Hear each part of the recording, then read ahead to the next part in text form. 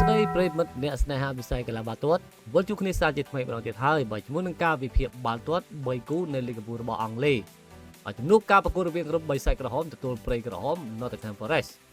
Leeds United ស្វាគមន៍ក្រុម Newcastle Brighton ខណៈដែលសារការព្រៃក៏ស្វាគមន៍ក្រុម New Zealand West Ham តោះក៏មកខាត់ពេលយូរចូលទៅដល់ការវិភាគរបស់អេមីនតែម្ដងទៅ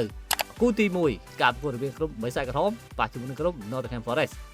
ក្រុមទាំងពីរបានសិតតែលេងនៅលីក2របស់អង់គ្លេសដូចគ្នាពីការប្រកួតចុងក្រោយដែលប៉ះគ្នាគឺលទ្ធផល2-2ការប្រកួតចុងក្រោយរបស់ក្រុមម្ចាស់ផ្ទះ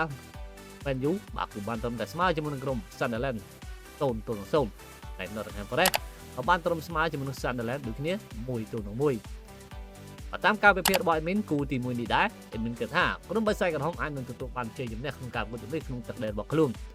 Man U បានកក់កៅអីរួចទៅហើយក្នុងការប្រកួតទៅពានរង្វាន់អឺរ៉ុប Champions League គូទី2ការប្រកួតរវាងក្រុម Leeds United ជាមួយនឹងក្រុម Brighton Albion ក្រុមទាំងពីរបានធ្លាប់ជួបគ្នាបាទចំនួន5លើកចុងក្រោយនេះបាទក្រុម Brighton ឈ្នះ2លើកនិង3លើកក្រុម Leeds មិនដែលឈ្នះទេការប្រកួតចុងក្រោយរបស់ក្រុម Leeds United បានស្មើជាមួយនឹង Spurs 1-1 ហើយក្រុម Brighton បានយកឈ្នះទៅលើក្រុម Wolverhampton 3-0 តាមការវិភាគរបស់ Min គូទី2នេះដែរមានគេថា Brighton អាចនឹងយកឈ្នះទៅលើក្រុម Leeds United បានព្រោះ Brighton ត្រូវការបន្ទុកដើម្បីរកកៅអីលេងនៅពានរង្វាន់អឺរ៉ុបគូទី3ចុងក្រោយការប្រកួតក្រុម Newcastle ជាមួយនឹងក្រុម West Ham United សម្រាប់ក្រុមទាំងពីរនេះដែរបាទប្រវត្តិជួបគ្នា5ប្រកួតចុងក្រោយនេះក្រុម West Ham បាទគឺឈ្នះទៅលើក្រុម Newcastle 2លើក Newcastle បាទឈ្នះ2និងស្មើ1ការប្រកួតចុងក្រោយរបស់ក្រុម Newcastle បានត្រឹមតែស្មើជាមួយក្រុម Nottingham 1-1 ហើយ West Ham បានចាញ់ទៅលើក្រុម Arsenal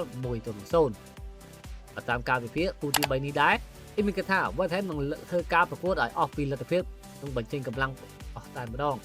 ហើយយកបន្ទុកដើម្បីគេចផុតពីតំបន់ដែលត្រូវកាត់ចោលនៅរដូវកាលក្រោយបងប្អូនយល់យ៉ាងណាសម្រាប់ការវិភាគ3គូរបស់ Admin លេខចូល comment ក្នុងវីដេអូនេះជួយចុច like subscribe និងទទួលបានវីដេអូថ្មីៗទៀតនៅវីដេអូក្រោយ